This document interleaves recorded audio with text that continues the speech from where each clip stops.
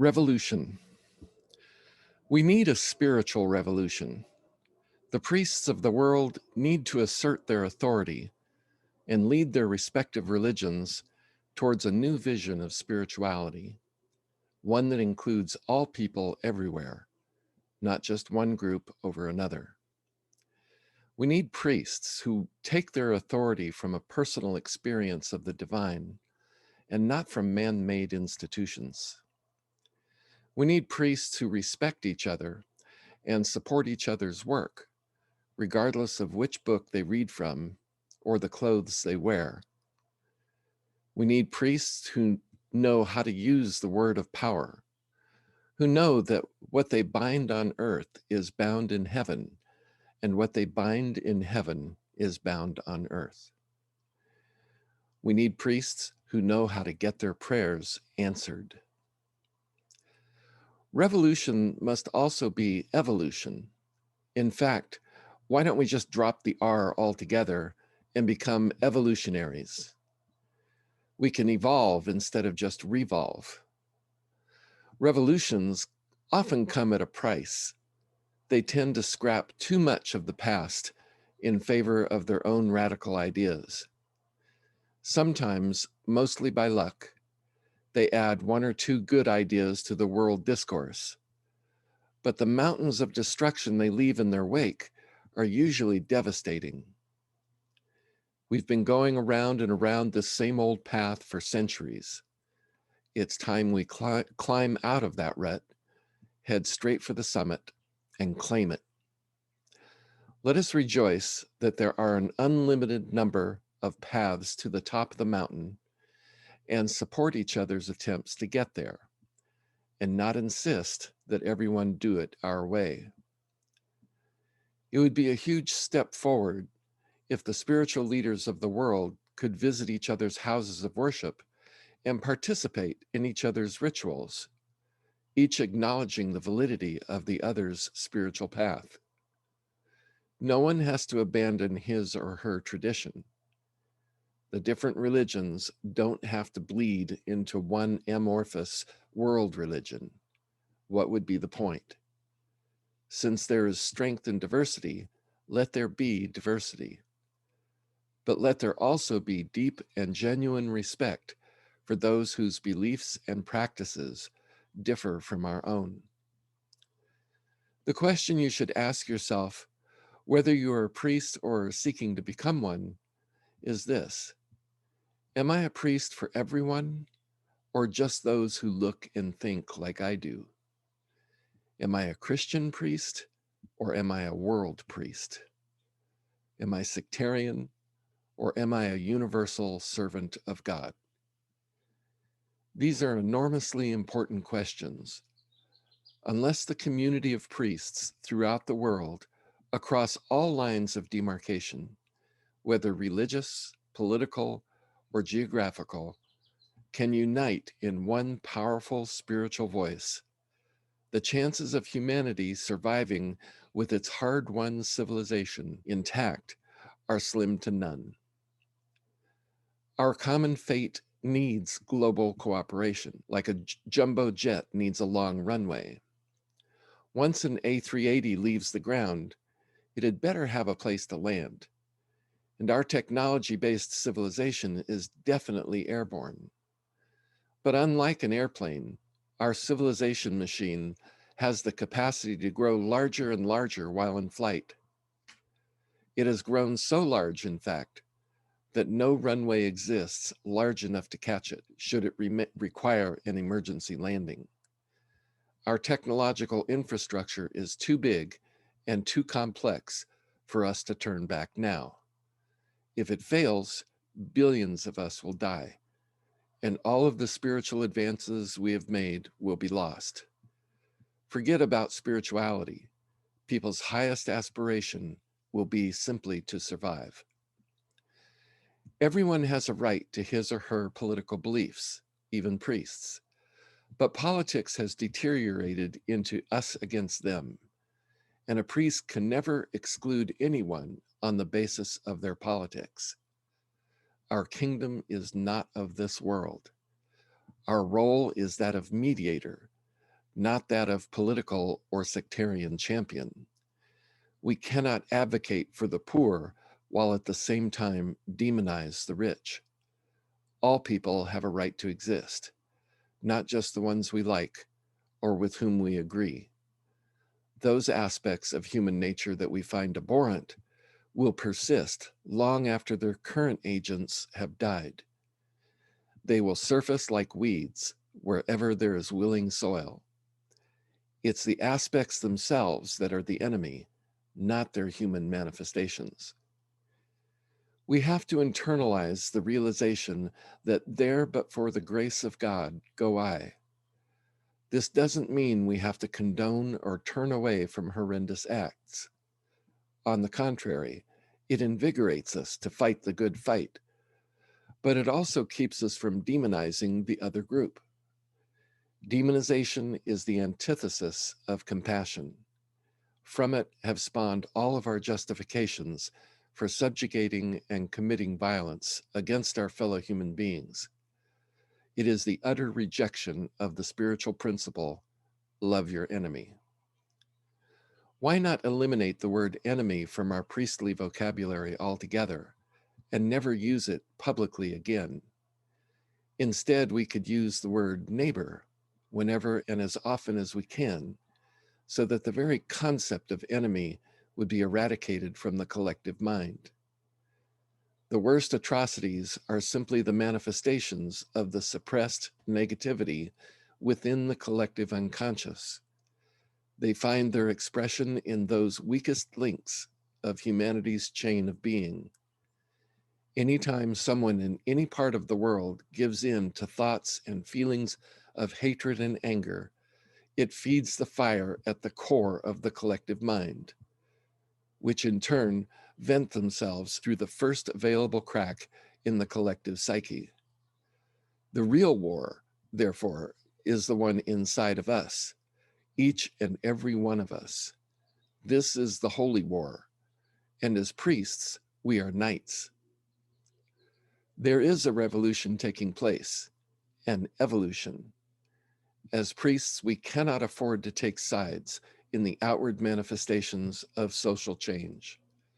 The problems facing the earth today are so large and complex that no one group is capable of solving them.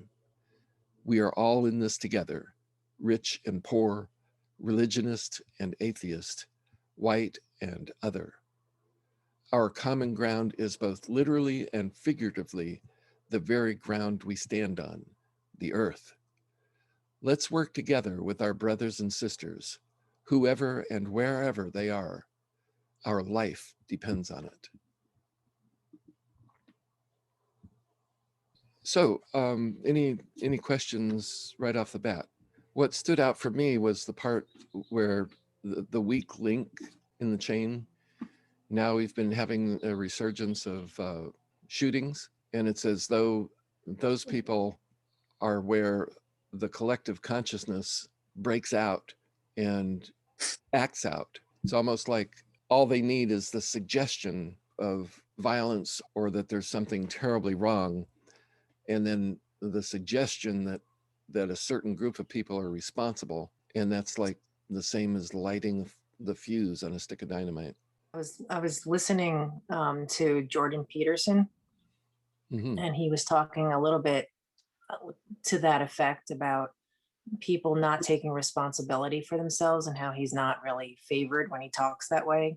You know, because a lot of people feel like they've been victimized, and he's saying that that's not a healthy view for us to think of other people. You know, that we shouldn't see them as victims, or we shouldn't. Um, we can have empathy, but we shouldn't be, you know, focusing so much on the victimization. You know, correcting behaviors is one thing, but if we don't take responsibility for ourselves, then anger starts to build up. And once we get into this angry way, then it's about everybody else outside of ourselves that's causing the problem. And of course, responsible for everything, not us being responsible for anything, and creates a lot of this behavior. Yeah. And the Just thing sad. we're most responsible for are the thoughts that we think, the thoughts we allow ourselves to think. because, talking about weak links, we all have those in our own thinking. We can all go from 0 to 60 in 3 seconds given the right promptings. And it's not like those thoughts are really our own. They probably are, but they don't have to be, because we're part of that. We live and operate in that collective mind.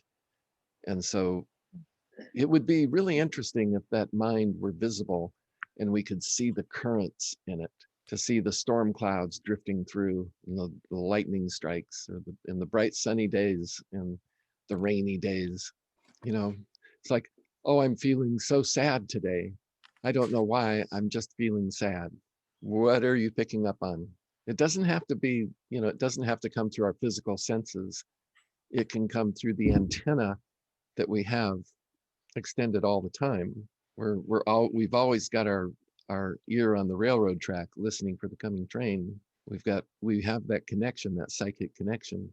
So we really have to practice being in control of that.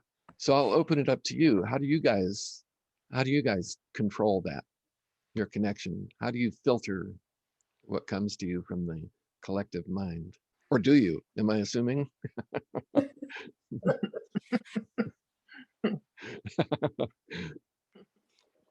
What I'm thinking about, Michael, is what's the truth of in these situations? And I think you hit the situation on the increased shootings. The collective mind tendency, I think, or what feeds the collective mind would be polarized viewpoints in response to it, whether it's gun control, more mental health, personal responsibility. I mean, is the response as a world priest, is the response to be understanding all of those viewpoints, or are we just stepping a level higher and realizing our work has to be done on a different level, meaning personal work on the cracks in our own behavior, as you said, going 0 to 60, perhaps with anger. And if we can modify that, then we add to the overall positivity of the collective mind. I guess there's a couple of questions in there. Yeah. Well, priests are alchemists, and we're all alchemists. And an alchemist is someone who takes one substance or energy and transmutes it into something else. And in this case, we want to transmute the energy of anger, for instance, into a more harmonious, more elevated energy of any number of things. And we'll get into that. Having these promptings enter in is really a golden opportunity. The idea isn't to seal yourself off hermetically from from what's going on in the world just so that you can be safe. We open ourselves, we are in the world but not of it, which means we're here but we're not at the effect of the world. We don't let the world affect us, but it's going to. There's just no way around it. But here's the thing: when it does affect you, you can take that, say you see something like one of these shootings, and you just you just go ballistic. You think, this is so outrageous, that why is the world like this? And and then you can just 0 to 60, right? Or you can take that, you can feel it and realize, okay, this is a feeling, this is a non-local feeling. I learned about it with my senses, but the second I tuned into it, then I'm tapped into a non-local phenomenon, which is the generalized collective emotion of anger and frustration, terror, all of these swirling emotions. So the opportunity is, and you have to kind of own that, because you're in the world but not of it. But you realize that because you share in that collective mind, you have to own those feelings. And it's to the degree that you can own them as though they were your own. And in a sense, they are. Once you own them, then you have the right to transform them. You see, then you become the vessel of transmutation in alchemical terms, because you can take that energy and then within yourself, realize it for what it is. Say, okay, I acknowledge you, I see you, I understand you. You see, now let's look at it a different way. Let's take that energy and redirect it. So for instance, we could take the energy and direct it towards clarity, right? Clarity. So that everyone, it's almost like that example in the Tree of Life lessons where you take, you know, the lightning bolt can hit the roof of the barn and it can burn the barn down. So you put a lightning rod on the roof of the barn and great, boom, it hits that, and then the wire from the lightning rod goes to the ground, and all of that electricity is spent harmlessly. Or you can take that same wire that goes to ground and put it into your well, and so when lightning strikes that lightning rod, all that energy goes into the well water and cleans it. What we're doing, we're not trying to stop the lightning. We're going to use that lightning in a similar fashion. We can take that burst of emotional energy and put it where, reroute it. And where you reroute it can be anywhere that you deem constructive. And it will be different for everyone, you see, but that's your prerogative to do that. Whether you're a priest or not, doesn't matter. That's everybody's prerogative. It's just the way it is. God's not personal. Makes his rain to fall on the just and the unjust alike. We all have access to these laws. And depending on what kind of mind you have, you know, some people are visual, some are auditory, some are tactile, you know, different modalities. Me, I'm very visual, so I can actually, you know, draw a map or like a schematic or an electrical diagram and saying, okay, here's the energy I want to go here. That kind of thing, or I can feel it. And the best way to feel something, say you have, let's call it the target. Okay, you've got all this energy, and then so you're thinking of a target where you want that energy to go, and keep in mind that if you redirect that energy, you're not only putting it to good use, but you're also taking it away from the weak links, from these people who are just, you know, they're so unstable that it doesn't take much to set them off. So you're lowering the level that reaches them and you're redirecting it to somewhere else. Now, to a lot of people, this would sound like woo, right? This is like way too metaphysical. This is way too magical, magical thinking even. But we base this on the fact that of something we've proven. We've actually proven with two people in this class, by the way, that mind is one, that we are all connected through the medium of mind. That's a fact. That's just a fact. And it's a fact for anyone who cares to investigate it. Trouble is, some people are so prejudiced against that very notion, they won't even try it.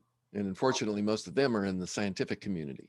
I'm of two minds about that, because I don't know if a scientist takes his white lab coat and exchanges it for a white robe, I don't know if we'd be any better off. We might be a lot worse. Because scientists, when they discover something, they claim to have invented it. If they catch on to all of this, it could be very bad for all of us. Because they're going to monetize it some way. So, but this is real. This is real stuff.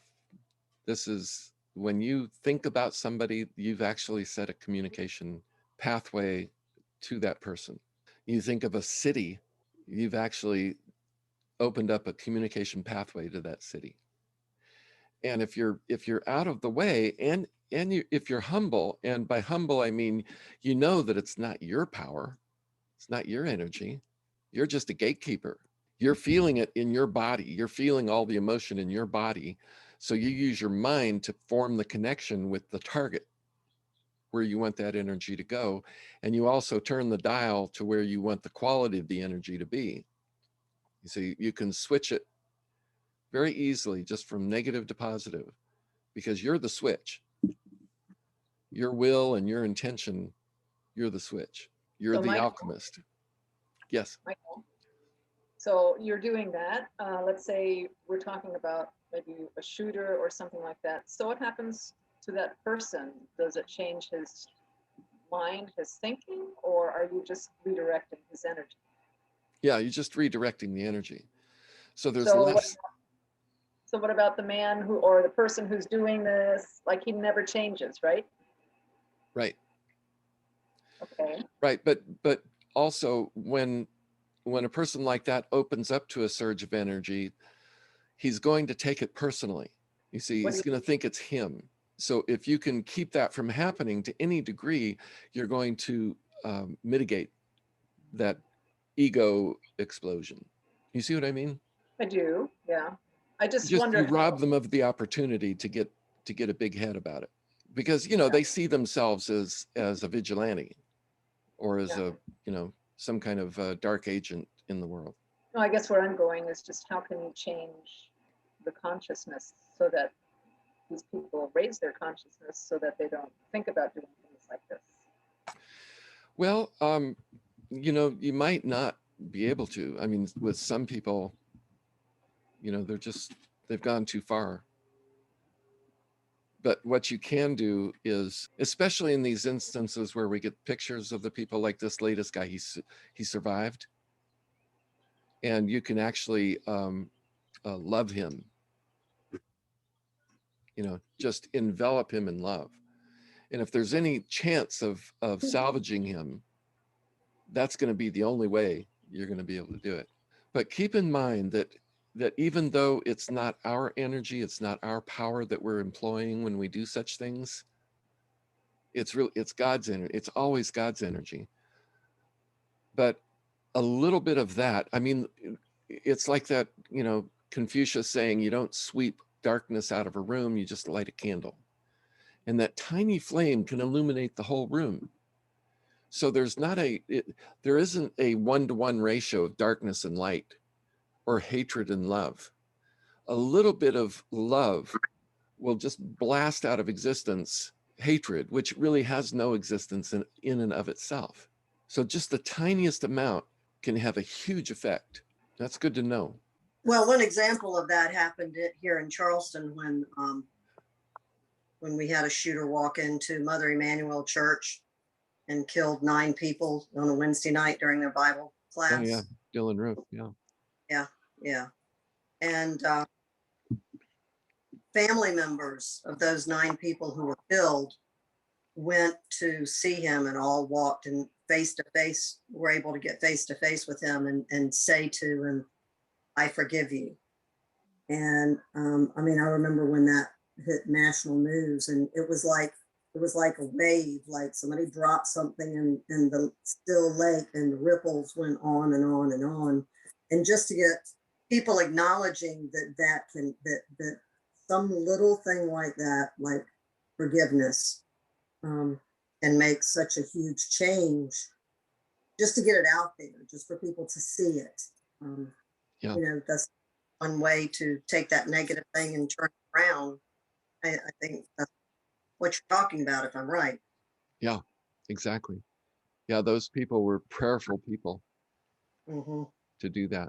You're real Christians. That's a real Christian. It's so Christ-like. That's exactly what he told us to do. Man, that's not easy. So yeah, that kind of action, like you say, it sends ripples through the collective mind. So we can do that as well. We can bring that person to mind, and as we do, we're actually forming a pathway of communication, and we can extend that same forgiveness to any of these people. Now that this doesn't mean you have to let them go, right? That forgiving somebody doesn't mean, okay, well, you're off the hook. No, you're very definitely on the hook, you see. But it takes an intelligent person to separate those two things. You can forgive somebody, but they're still on the hook for what they did. It's just the energy that you extend toward them. They are now in the process, the justice process. But what each of us is responsible for doing is to make sure that the word justice doesn't get replaced by the word revenge, because I'm afraid there's a huge conflation between those words in our culture now, and it's been going on for quite a long time. Our whole legal system is set up to separate people who have a grievance against each other and to put a impartial third party so that the law can be administered and carried out impartially. It should never be driven by emotion. But we're always encouraged in these incidents to, it doesn't sell on the evening news if we were to take that approach, because people want to feel that anger. They want to use it as a venting for themselves, and to redirect to this evil person. Unfortunately, it's like it starts with our kids, with cartoons and TV shows that they watch. There's usually revenge, or even certain shows where something occurs that we might think, oh my gosh, I can't believe that happened, that poor person, but they add a laugh track to it, and all of a sudden the viewer puts those two things together, and the mind thinks, oh, well, that's not only acceptable, but it's funny, when it could be a horrendous thing that just happened that we saw. So, got a lot to work against here. Got a lot working against us, should I say. Yeah. Well, there's unfortunately the planet is still in a pretty low state of evolution, and there are people who are very much working against anything good, and it's just a fact. And so and that engenders a lot of fear in a lot of people, because the psychologists say that when a person encounters malice for the first time, meaning that when they encounter someone who seriously intends them harm, that it can be such a jolt to the system that they completely, they experience PTSD. And so part of the reason and the function of these cartoons and movies and stories is a way to bolster ourselves against that, so that we can act out in our mind how we would respond, how we would be, how we could rise to the occasion. Because even if we were to eliminate all such cartoons and movies and storylines like that, and I understand what you mean about making it funny, but even that can have a function to it. Even if we were to eliminate all of that, we would not eliminate malice. Mm. So the idea is to it's almost like a desensitizing, but if that's all it is, then that's not really the best use of it. The best use of it is to get yourself to where you're not surprised by it, where things of that nature don't take you off guard, and you're really in a survival sense, you're much better off if you don't react with paralysis. I think that's why we go towards stories like that, is because we know that paralysis is a very dangerous thing for us. So we want to be in a position where, okay, this is not shocking me.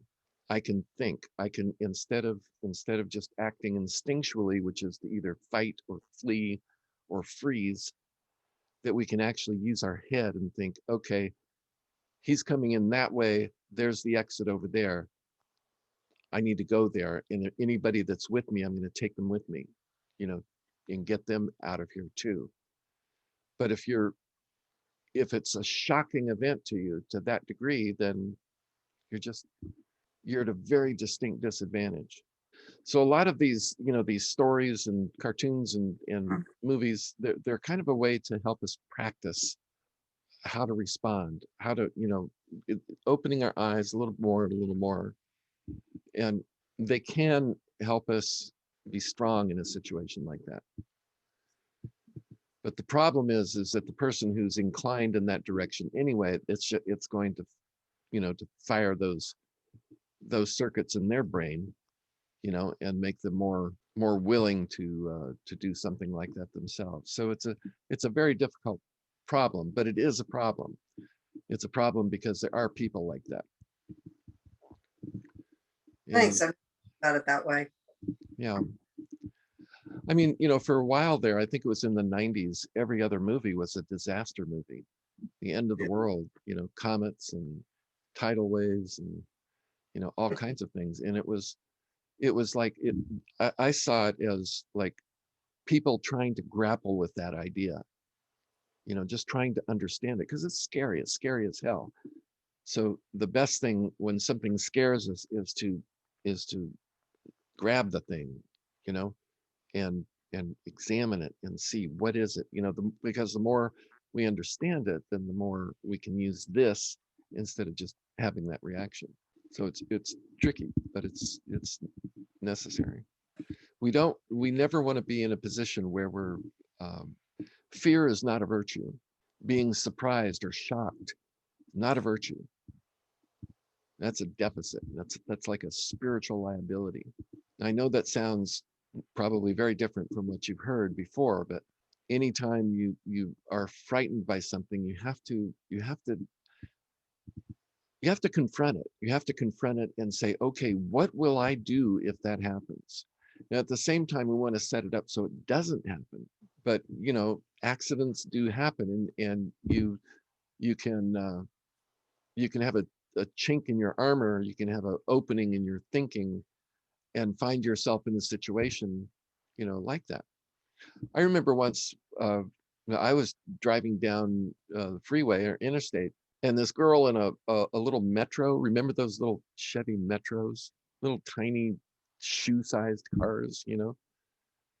Well, I don't know what she was doing, but she lost control and went across the median and wound up in oncoming traffic and went right in front of a big semi truck carrying a big trailer, just barely getting creamed by the tractor, but swung around and had a head-on collision with the rear wheels on the trailer, tore the front end of her car clean off, and she was ejected and landed on a slope, which was a miracle. And now she was okay because I saw her later in court because I was a witness. But Wow. she was a stupid kid, just a stupid kid. And but here I am going 65 miles an hour with the engine of her car coming right towards me, skittering across the pavement. And I'll never forget, the thought crossed my mind. There's nothing I can do. I'm just going to freeze and take the impact, you know. But then the thought occurred to me, no, no, I have a choice here. This all happened, like that. And I just swerved and, missed the thing entirely. But it was a really good illustration to me. By taking control of myself in that situation, everything turned out all right. The whole thing is amazing. You know, working on a rehab where people come in pretty torn up in car accidents Oh where yeah, they're ejected, and she walked away practically unscathed is amazing. yeah. She had a cracked collarbone. That was it. Wow. And she flew. She flew like at least 30 or 40 feet. Right. Angels holding on to each side. Exactly. Fools and babes. Amazing. Yeah.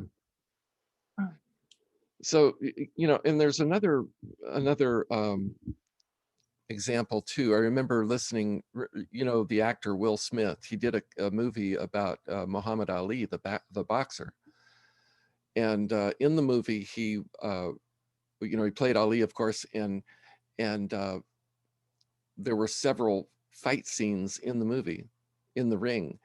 And in the interview, Smith said, those were not faked. Those were real boxing matches.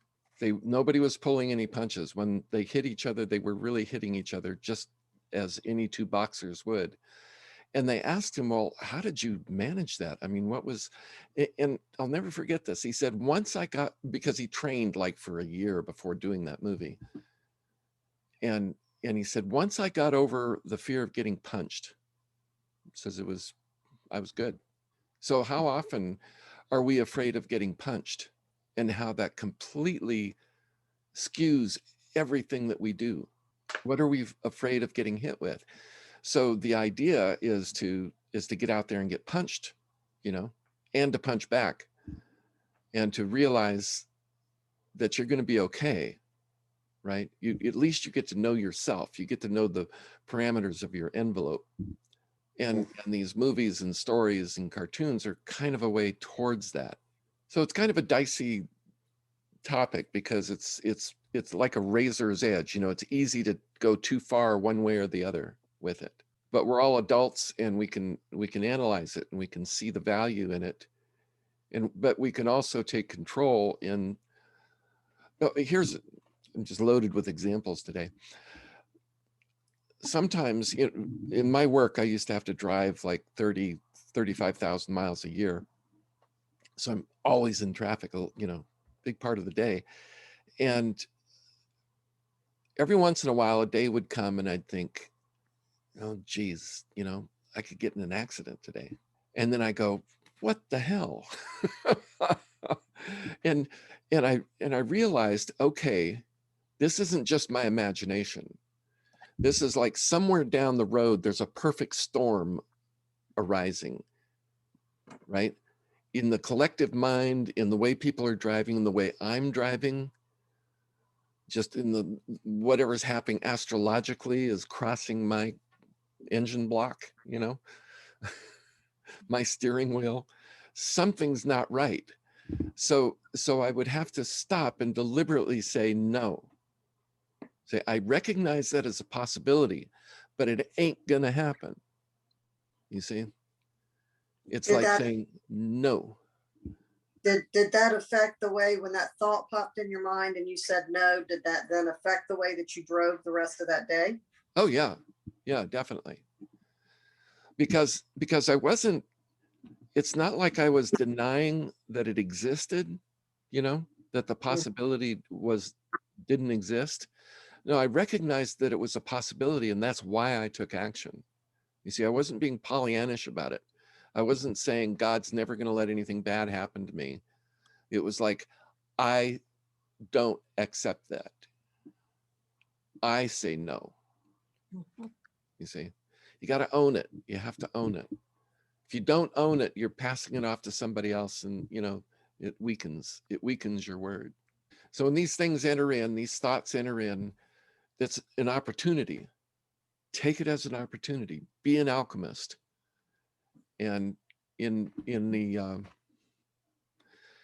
our communion service, there's a line that the part that goes that we have the power over the life and death of creation, which is a kind of a hard thing to understand, because what does that mean, right? Can we just snap our fingers and have somebody drop over dead? You know, no. But what we can do is we can use our word to kill a thought form. Mhm. Because that's all it is. It's just a thought form. It's like a virus, right? You know, they say a virus isn't alive. Thought forms are not alive. They're just a circuit. They're like an electrical circuit. You can take a hammer to that and burn it to the ground.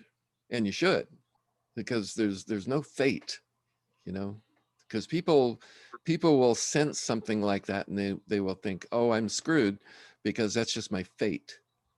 You know, these thoughts come in, or I'm going to get sick, or I'm going to get in an accident, or you know, my plane's going to crash, or you know, all kinds of stuff. All of those are just thought forms. And if you've ever followed the forensics of, say, a plane crash, for instance, those guys from the FAA, they go in there and they take, you know, they bring all the pieces, they go into that accident to such an extent that they don't give up until they figure out how and why it happened. And the thing is, it is never one thing. It's never one thing. It always starts with one small misstep, and that starts to cascade down the causal chain until disaster. One person didn't miss one tiny little thing, and it cascaded. So if you can get to that one tiny thing, you have enormous leverage. And that's the way it starts in our own minds. It's one tiny little thought, one little opening in our thinking, and we don't catch it, and then it comes in, and then it starts this cause and effect chain reaction that then, you know, results in something that's not good for us. So the earlier we can catch it, the better. And it's fun, you know, it's fun. If you're observant, if you watch yourself think and feel, and when something negative comes up, great, that's an opportunity. That's an opportunity, because it's coming to you so that you can do something with it. And as you do something with it, those ripples go out in all directions, and they affect the mind, the collective mind, in such a way that it makes it easier for other people to do the same thing. And now, and I'll throw this one last thing in.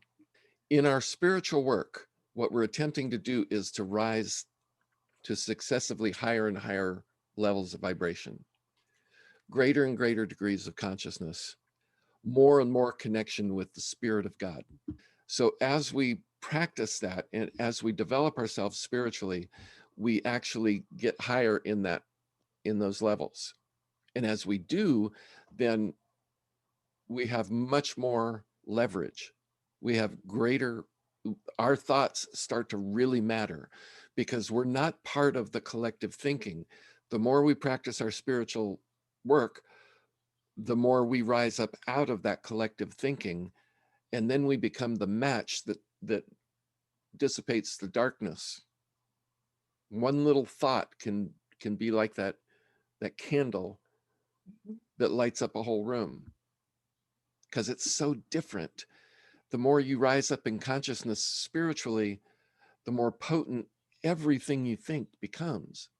And then especially if you direct it consciously, you offer yourself as a vehicle for that kind of transformation. So this is where, the reason we enter into spiritual practice and in training is so that we can be better servers, so we can serve humanity in greater and greater ways. I mean, that should be our prayer when we get up in the morning. Just give me something to do that's going to help, right? I want to be of help. But if we fall asleep and we just buy into the collective narrative, then we're just and then it's not like, oh well, we're going to be powerful in a negative way. No, you just give away your power, because as you drop down into those murky levels of consciousness, you give away your power. That's why we don't buy into black magic, those things, because those people don't have any power. They're so down in the dark that how could they? We're not afraid of that stuff. But they're damned afraid of us, because all we have to do is shine a little bit and they're gone. They're just flat out gone. Like Wile E. Coyote. Renee. Yeah, you got favorite ones there. Yeah, I'm busted. All right. So it's neat stuff, huh? Yeah.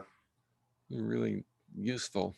You want to watch your thinking and just, that's why ritual is so important, and the ritual can be as simple as, when you wake up in the morning, set the tone, decide how you're going to think, be positive in your thinking, just with a quick, simple prayer, offer yourself to God as a channel of service. And as you do that, through repetition, then pretty soon you build up this pattern of positive thoughts around you. And then you will then quite naturally experience better and better circumstances. Or if you're really ambitious, you might find yourself in the thick of it with even greater opportunity. That doesn't always look good or feel good. But if your prayer is to be of greater and greater service, you just might find yourself in, challenging circumstances. But, they don't abandon us. They're always there for us. But you kind of have to have an insistence about that. You have to kind of be able to look up and say, all right, I'm here. Where are you? I need you here now. Go forward. So when you step outside of your house, just, you're in it, you're in it. You're a walking opportunity. Michael, just to share a tool that I learned in another program, it's mainly for people, who cross your path and you end up with a resentment against them. Something negative occurs and you feel that negative energy wanting to come out. It's called the 14-day prayer. And you pray for that person for something, whatever I want for me, I would pray for that person, pray that for that person for 14 days straight. Like whenever you can, when you stop at a red light, you say a prayer for that person over and over again. And it works. Yeah. It Yeah. positive out there, and it changes, has power to change one's heart towards that person. Yeah. That's a very quick, easy little tool. Yes. And the more you do it, the more you set up a pattern, and it becomes an automatic part of you. That's the beauty of doing a daily practice. You're actually building a pattern in the mind of God. Every time you do that, you strengthen the pattern. Yeah, that's great. That's great, Renee. Okay. Anything else? Yeah, Michael. Yeah. One of the key, I'm somewhat adrift with this, the connection between the conversation we've been having and the reading itself. The reading, it seems to, for me at least, emphasize the need for respect and cooperation across multiple lines with a bunch of different people. One of the more significant paragraphs concerned the death of millions, potential death of billions. Yeah. Yeah. Carl Sagan's billions and billions. And the implication from the sentence structure seems to be that it may occur if our technology somehow, technological infrastructure fails. And I'm trying to understand the connection between the individual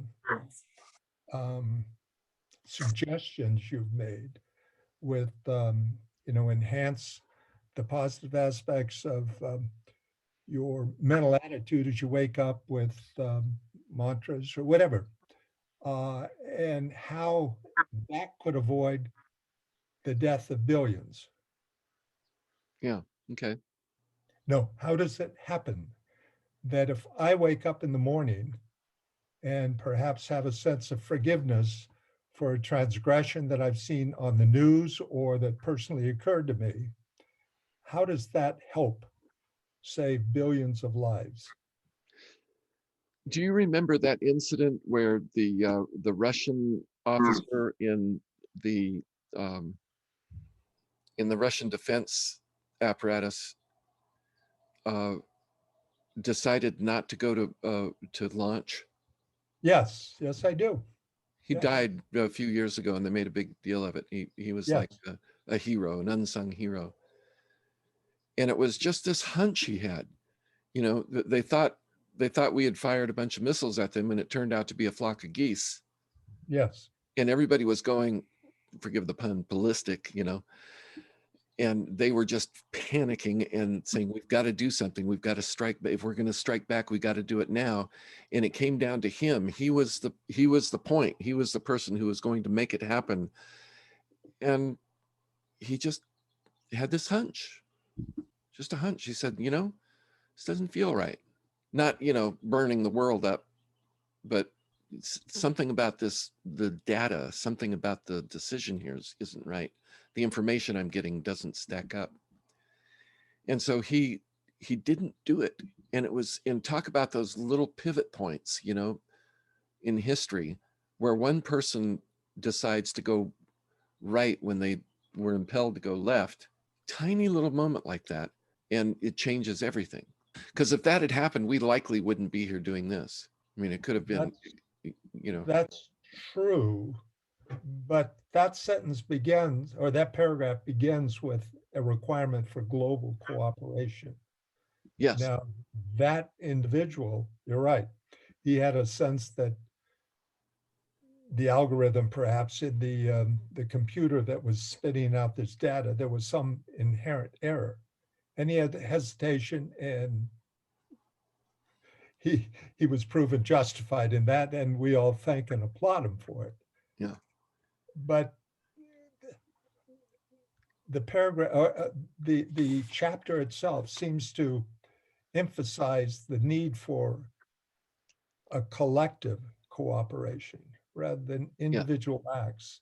And Yeah. I'm trying to understand how my individual act, along with others, might in a collective way achieve the diminishment of the opportunity for billions to die. The way I do it is if I hear something on the news that is purposely trying to make me demonize, say the Russians, for instance, that's a huge red flag. Because if that's all they're trying to do is get me to see the Russians in a particular way, a negative way, that goes against global cooperation. That corrupts the very opportunity for enhanced communication. For instance, I've never understood why when two nations go to war, the first thing they do is they sever diplomatic ties. It's like, that's the very worst thing you could possibly do. There was that book in the 60s called The Guns of August, where it analyzed the First World War and how it spun out of control, where once certain emotions and especially collective emotions are put into motion, you can't dial that back. You see, it becomes ballistic in itself. It's like a bullet.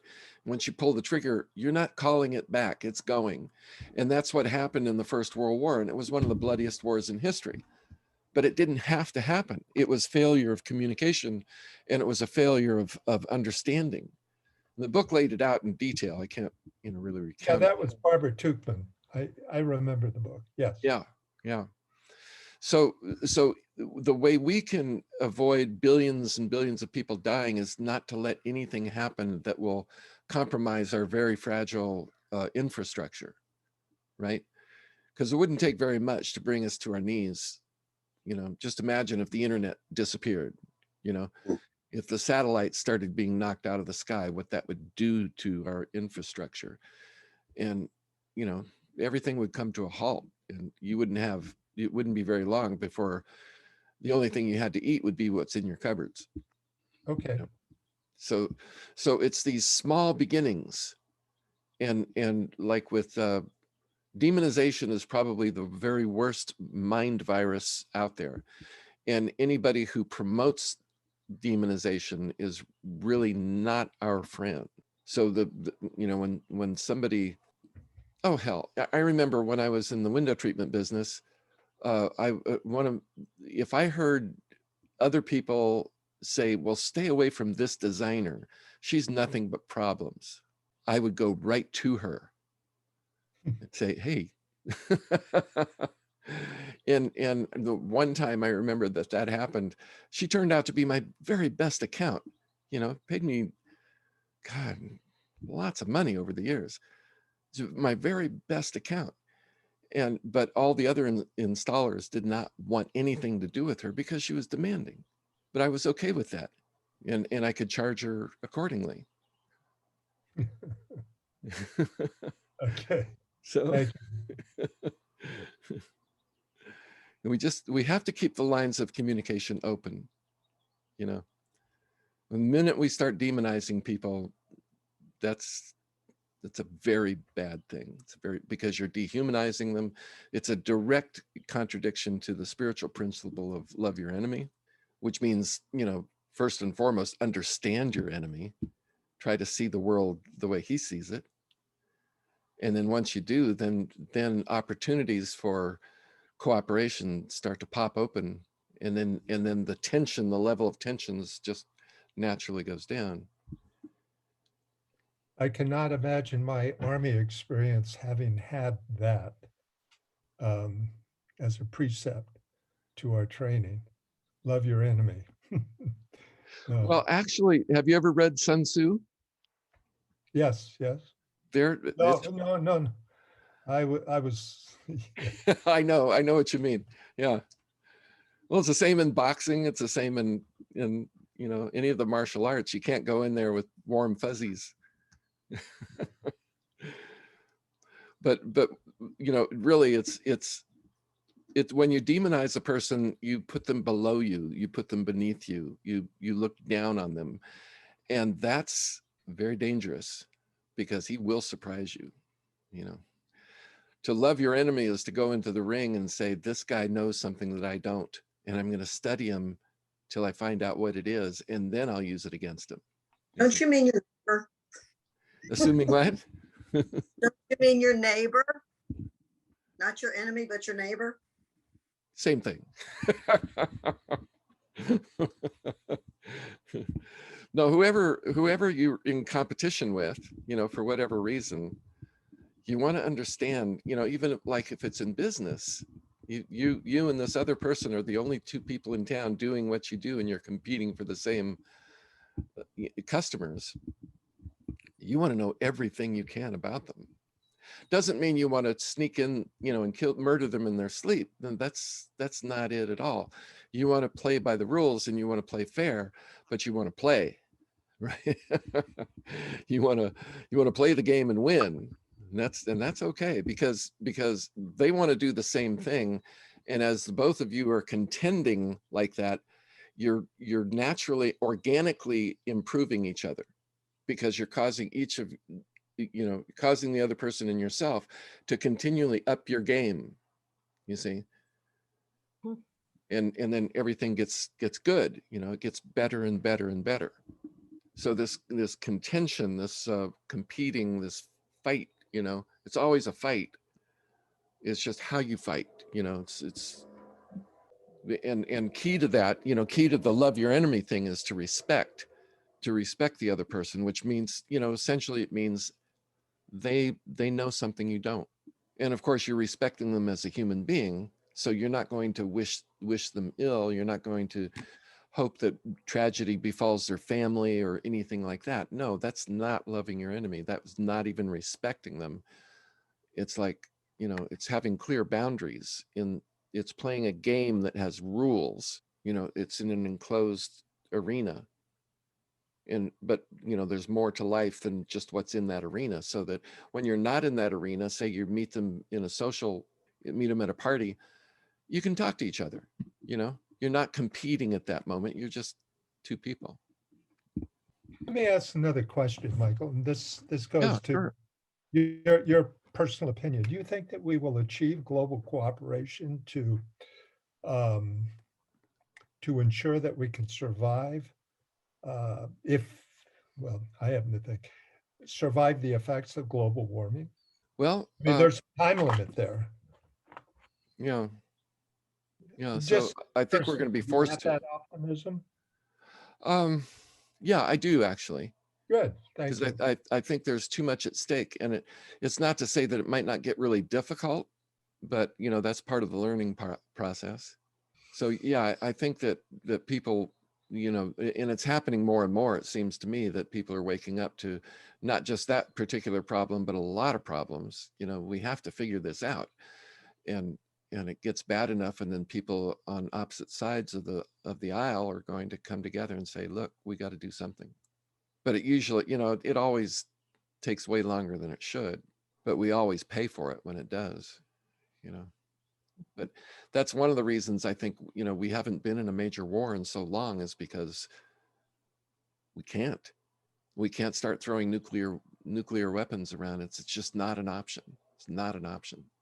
And I think there are a lot of people who know it. But do you know the story about that Khrushchev made sure that Stalin died? Stalin was in a very serious medical situation, and Khrushchev kept the doctors from getting to him, and Stalin died. And the reason he did that was that because Stalin was bent on starting World War III, and not because he thought he could win, but because Stalin knew that everyone would die, and that's what he wanted. Stalin was a psychopath, and he wanted to end it all. And Khrushchev saw that, and he made sure it didn't happen. So God moves in mysterious ways. We have to remember that there are people looking out for us. You know, we're not alone in this. I mean, all the responsibility is on us, but we do have people looking out for us. And not, you know, there are angelic hosts that aid in that, but they're the brothers, the host, what are called the heavenly host, and they work with us directly. And they've certainly run interference for us many times. So we you know, it's good to acknowledge them and to thank them and to make yourself available to them, because one person does the tiniest little thing. It's like the butterfly effect, you know. You may do something today that's going to make life for a lot of people better. And it could be something as simple as letting somebody go in front of you, or, you know, go first at a four-way stop.